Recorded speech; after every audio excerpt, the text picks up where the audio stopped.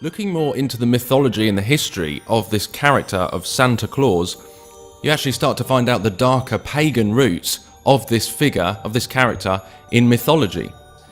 Because Santa is a representation of the devil. And just taking the dualistic nature of Santa, which I came to realise recently, even with the name Santa Claus, the word Santa is an anagram of Satan, and the word Claus is an anagram of Lucas.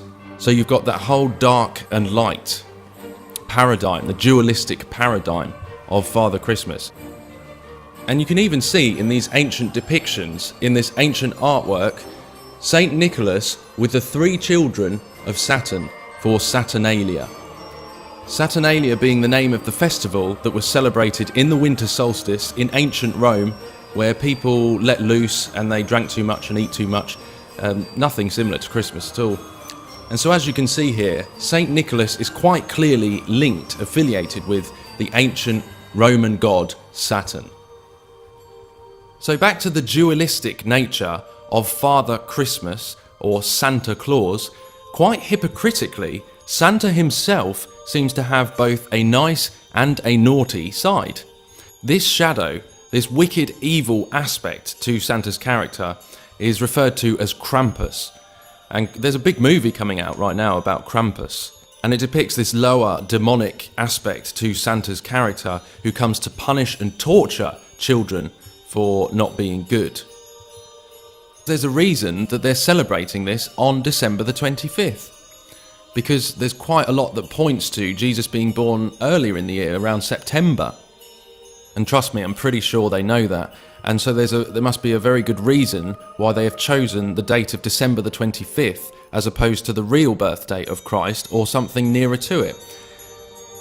Well, the reason being is because December the 25th is the birthday of many, many Babylonian pagan gods, and this whole pagan festival is actually masquerading as light to many Christians. I think it's great to see family, and I think it's great to remember the birth of our Saviour, but please be aware that this festival is shrouded in pagan symbolism, and that Santa Claus, at the very, very least, is extremely dangerous.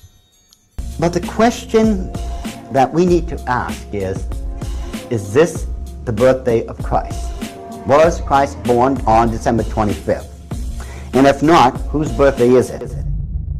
Well, hello everyone, I hope you're all well in this season, which is of course not the birth of Christ, but rather Saturnalia. Because we don't celebrate the ancient pagan festival of Saturnalia. Jesus, on the other hand, was actually born in the summer. His birthday was moved to coincide with the traditional pagan holiday that celebrated the winter solstice. You see, and this is the reason they celebrate the birth of their sun king, or their Babylonian sun god, in the middle of the winter solstice, because it represents the fire and ice.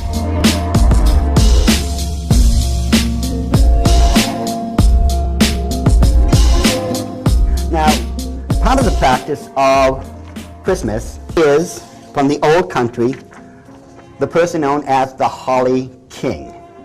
From the Holly King, you get who's known as Santa Claus. Now, Santa Claus is an interesting study because, you know, when we go through the story of Santa Claus is actually supposed to be all-knowing. I mean, think about this. Doesn't Santa Claus know who's been good and who's been nice every single day of the year? That's one of Santa Claus's ability. He knows exactly who's been good and who's been nice, and he knows how this has worked for each individual throughout the year.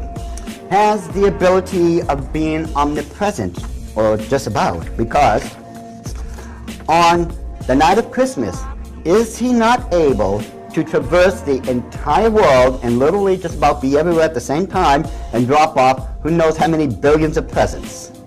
Well, at least that's what the story tells us.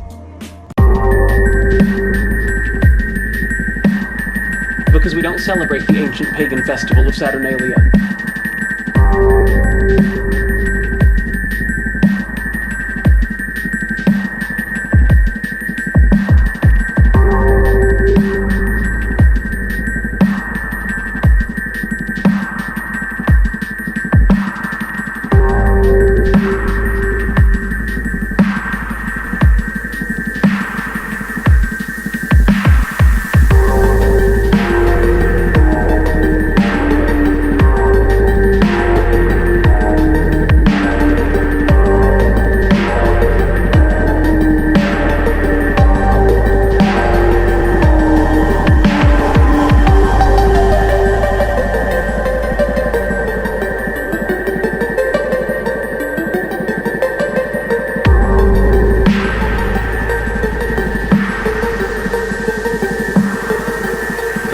celebrate Saturnalia.